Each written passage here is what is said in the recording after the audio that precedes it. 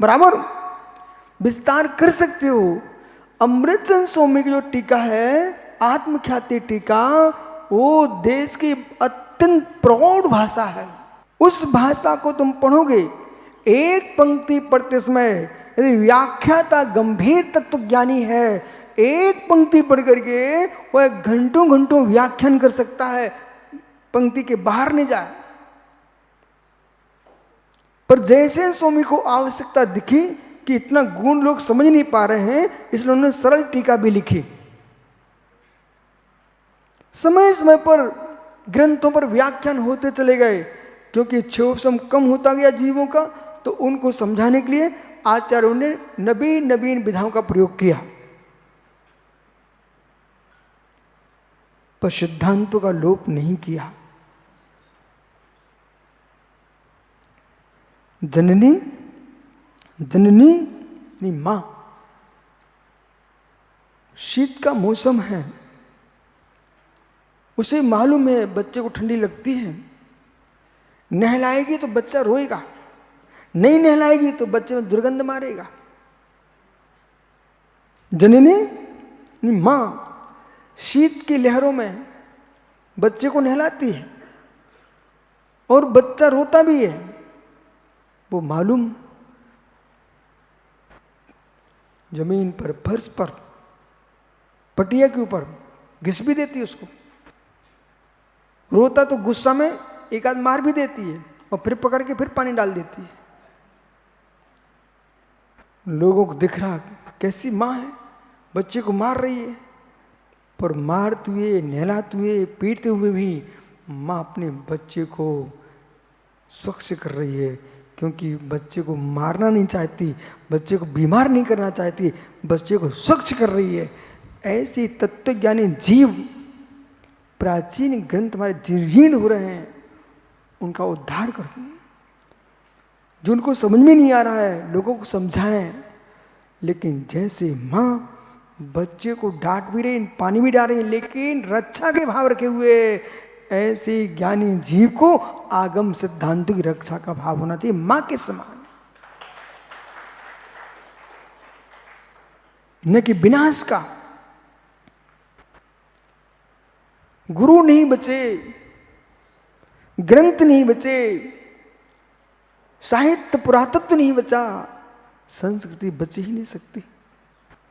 तीन स्तंभ हैं संस्कृति की रक्षा के, पुरातत्व, साहित्य, गुरु। गुरुओं को ज्ञानी होना चाहिए, साहित्य की रक्षा होना चाहिए, मंदिरों की, तीर्थों की रक्षा होना चाहिए, और तीर्थों का नव निर्माण भी होना चाहिए। श्रावक का धर्म है वो तीर्थ बना है, श्रमण का धर्म है वो ग्रंथ लिखे, और इन माताओं का धर्म है निर्ग्रंथों की रक्षा करे, उनको आहार कराए।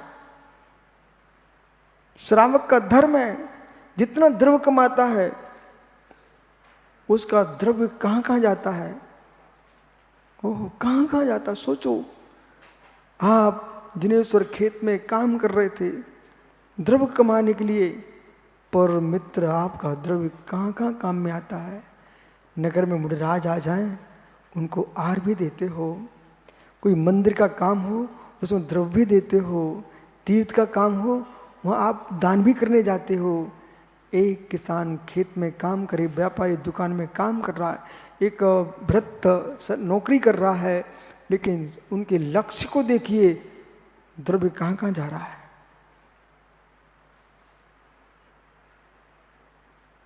द्रव्य कहाँ कहाँ जा रहा है। जिसकी कीमत ज़्यादा होती है उसे अर्थ भी अधिक मिलता है। देखा जाए जैन दर्शन आकिंचन है, पर और गहरे में देखो जाए बहुत खर्चीला भी है। बोलो मतलब यदि कोई मंदिर बनाता है, अन्य दर्शनों में एक पत्थर को रख दिया बस पूजना प्रारंभ, लेकिन आपके यहां प्रतिमा होना चाहिए, जरा भी गड़बड़ हुई तो हटाओ। जिनालय होना चाहिए। जब तक पंचकर्म प्रतिष्ठा महोत्सव नहीं होगा, वह आदिनाथ स्वामी के बगल में मुनि सुब्रतनाथ स्वामी प्रतिमा विराजमान है, कोई भी यूं करने नहीं जाता। देखा आपने, ये माताएं भी नहीं जाती परमेश्वरी, मतलब कि बगल में भगवान विराजमान है, सब आदिनाथ को वंदना करते हैं और मुनि सुब्रत भवानी प्रतिमा दूर से देख के निकल जाते हैं। उनको सबको मालूम है कि गुणहीनो न वंदनीयो, जैन दर्शन में मूर्ति को पूजते नहीं है, मूर्ति को भगवान बना के पूजते हैं। जो आपके वचन हैं वो आगम है। तत्वम त्रियात्मकम, और त्रियात्मक जो तत्व है, इतना क्यों मैं जोर दे रहा हूं, तत्वम त्रियात्मकम, समझना यह है कि दो द्रव्यों की पर्याय स्वतंत्र स्वतंत्र है, दो द्रव्यों की पर्याय एक नहीं है। जो स्वतः नहीं समझ पा रहे हैं अच्छे, उन्हें समझना चाहिए। तुम कर लो बेटा कितनी सामायिक, कर लो ध्यान, कर लो प्रतिकोण प्रायश्चित, कुछ भी कर लो, तत्व त्रियात्मक का ज्ञान नहीं है, तुम्हारी सारी क्रिया व्यर्थ जाएगी, पुण्य बंध कांड बनेगी, लेकिन मोक्ष नहीं दिला पाएगी। द्वि क्रियाकार तो मिथ्यात नहीं निकाल पाए, तो मिथ्यात कहां निकला? द्वि क्रियाकार तो मिथ्यात को हटाना चाहिए ना। और जब इनको मालूम ही नहीं है कि द्वि क्रियाकार तो मिथ्यात क्या है, तो हटाएंगे क्या? इसलिए शर्वास सागर जैसे लोगों को सुनना चाहिए, गौर से बोल, द्वि क्रियाकार मिथ्यात क्या है पंडित सागर जी? बालक मंद कसाय भद्द प्रणामों से मिथ्या दृष्टि जी साधना करे, वो भी स्वर्ग चला जा सकता है। मनुष्य को बंद कर लिया तो भोग भूमि में चला जाएगा, कुलिंग धारण किया है तो भोग भूमि में चला जाएगा, सुलिंग धारण किया है सुख भोग भूमि में चला जाएगा। लेकिन मोक्ष जाने के लिए साधना पद्धति के साथ निर्णय की पद्धति का ज्ञान होना चाहिए। साधना तो जो आप लोग कर रहे हैं ऐसे ही करना है आपको। साधना तो ठीक है, बढ़िया चल रही है, लेकिन निर्णय क्या है? निर्णय क्या है?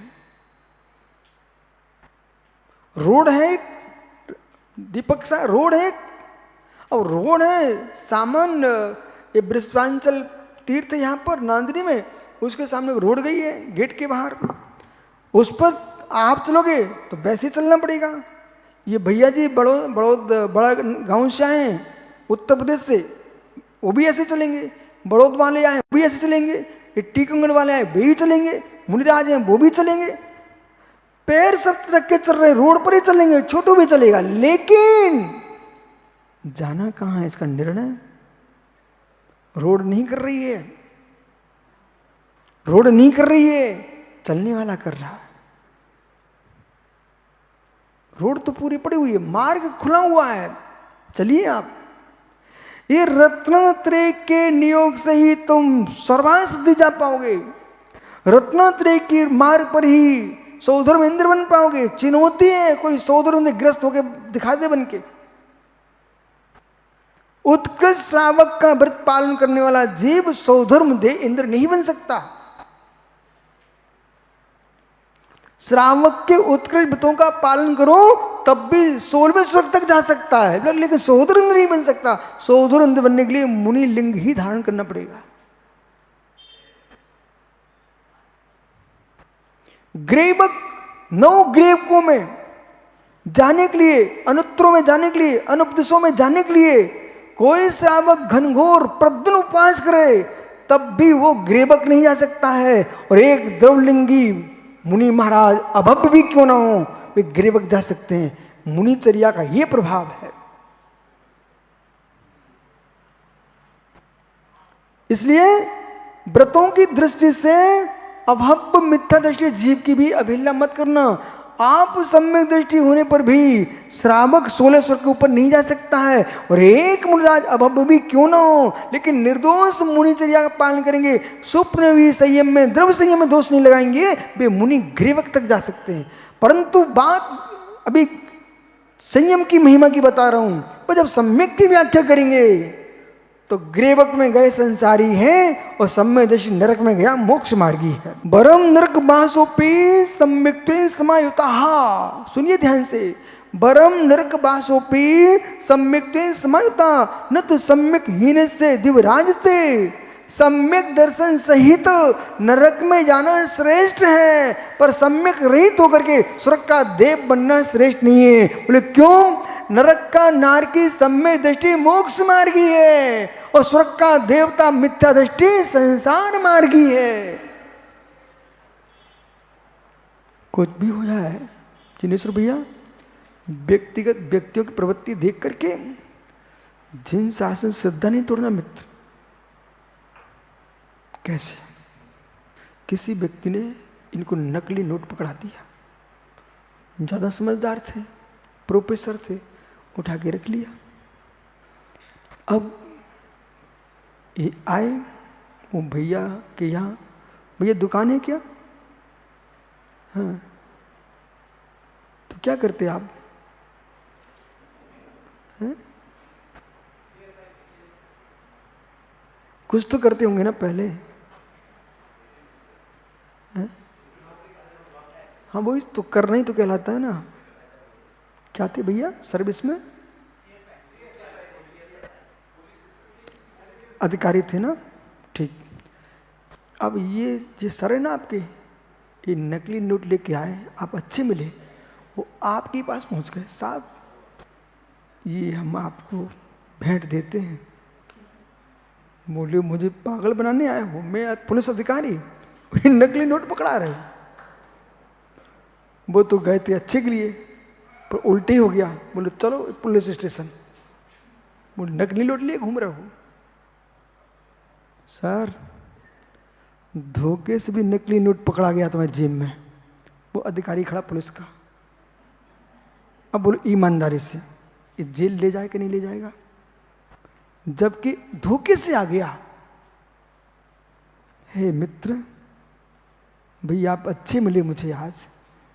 सर को पता चल गया कि यदि हम धोखे से भी नकली नोट लेके जाएंगे किसी के यहाँ तो मुझे जेल भेज देगा। हे मित्र, धोखे से भी नकली साधना की कर्म के जेल में डाल दिए जाओगे।